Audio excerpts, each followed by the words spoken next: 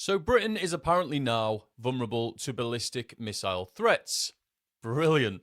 Now, according to defence experts, Britain has a major gap in its missile defences. Essentially, if someone tries to target us with missiles, we can't do a damn thing about it. That's the truth. A major gap in Britain's defences is apparently leaving the country and its overseas territories exposed to ballistic attacks. Now, senior military figures have warned that the UK remains completely reliant on its allies in North America and Europe to help deter any threats should it actually kick off. And this comes just a month after Iran fired 2 missiles at the Chagos Islands. We also saw them fire multiple missiles at our base in Cyprus as well. And this is nothing new. I was based in Cyprus for about 8 months a few years ago when I was a lean, mean killer machine for the British Army, and it was the same story then. It was essentially the Americans that were running the place. It is an embarrassment. We are supposed to be Great Britain, and we can't even defend our own country from foreign attacks, never mind launch an assault if we need to. We are having to rely on other countries to protect us because we simply don't have the capabilities to knock a few rockets out of the skies. We are sitting ducks, and to rub salt in the wound, this is the reality of the situation. Rwanda, South Africa, Egypt, and India are just a few countries that are capable of doing this. They have air defense systems. We don't. That's right. These countries all have better defenses than the United Kingdom of Great Britain and Northern Ireland. This is how far we have sunk. We have allowed ourselves to go from the greatest empire on earth to being outgunned by Rwanda. I'm embarrassed. I'm ashamed. What do you think? Please let me know in the comments below. If it all kicks off, what will you be doing? Will you be, trying to find your nearest bomb shelter? Or would you try your chances in South Africa or Rwanda? Would you be passing the people on the boats coming in saying, listen, lads, turn around, go the other way, like it's not worth it. Please, trust me.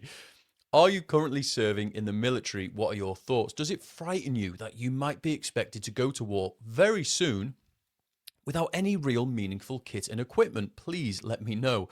Next up, many of you may have seen that in Crewe, just up the road from where I live, an Islamic cult have had their property raided. They have been said to have been caught up in a cult practicing enforced marriages, sex slavery, and torture, to name just a few. Now, they call themselves the Ahmadi religion of peace and light. And as I say, I only live up the road and I know people who live there, and I can confirm with complete confidence that the police are now digging for bodies at the headquarters itself that this Islamic cult have been using. Now, this is a so-called peaceful Islamic religion. Doesn't seem like it to me. In fact, take a look at this footage. That's the cross in the back garden of the property. You have to bear with because you zoomed in and there's loads of trees here. Just let me make sure my tripod ain't gonna fall. So that's the cross in the back. And it is in my videos, previous videos. Pretty mad that is, isn't it? Especially the footplate on it. Like, sketchy as they come. The footplate and the towel wrapped around it. And the arm holes. Whatever they are, arm placement thingies. A tripod. There you go, that's a better angle. So that's the seating area. And there it is in perspective to the cross. What do you think? Please let me know in the comments below.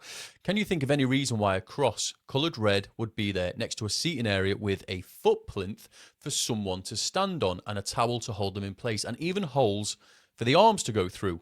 Why would it be there?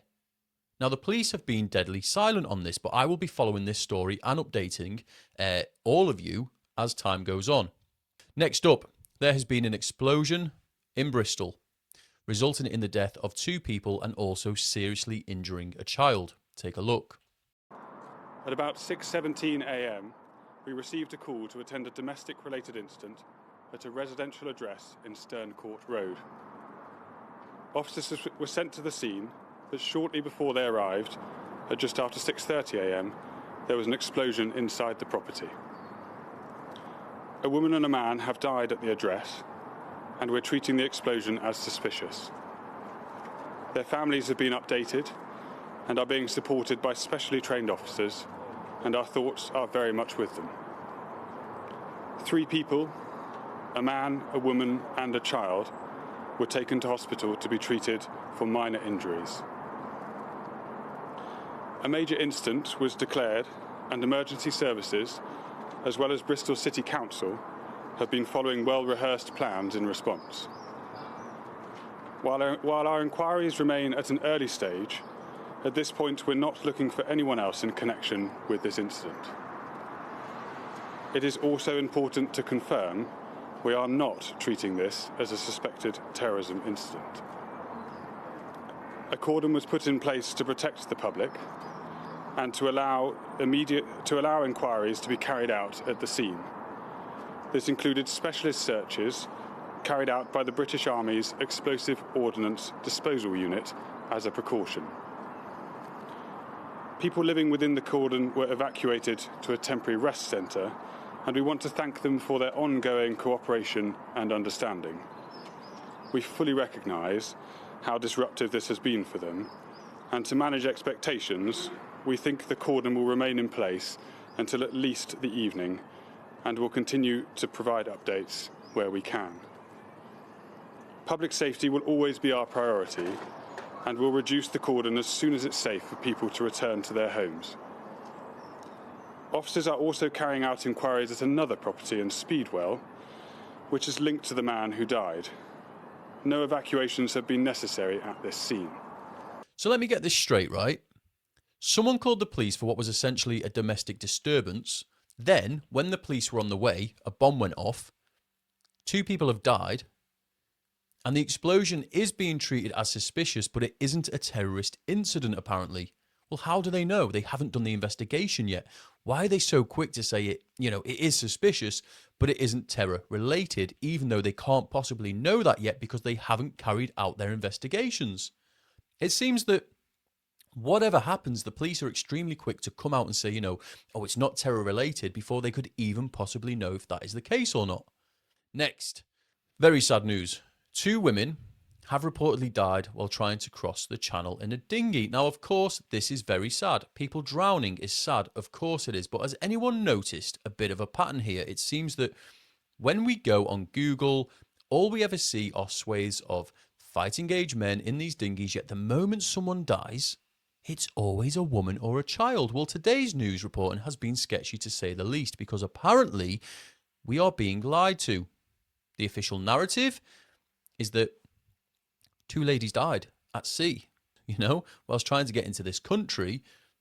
They've sadly died in the dinghy. However, according to a British activist with close ties to the border force, the women were actually allegedly raped and beaten.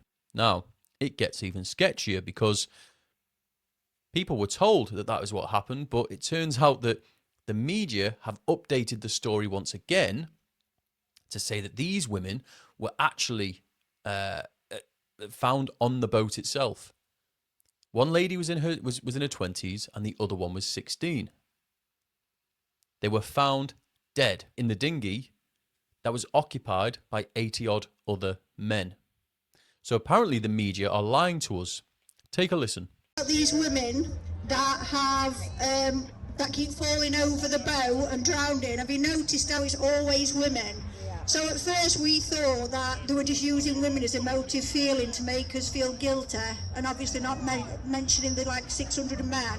However, we've since found out that these women are apparently being raped and beaten and chucked overboard before they even get to UK. That's why for the couple of women who end up on these boats, they don't end up in UK, they end up in the sea, having been savaged by these men. Now, I actually know that lady in the video. She's an activist. Her name is Carla, and she isn't a bullshitter. I know that if she is saying that, then she has her sources, she has her information. And here's the thing, it's not just her saying it. Even Valentina Gomez has weighed in. I suppose All we can really do is see what comes of this, but I will keep reporting on this as it unfolds. What do you think? Please let me know in the comments below.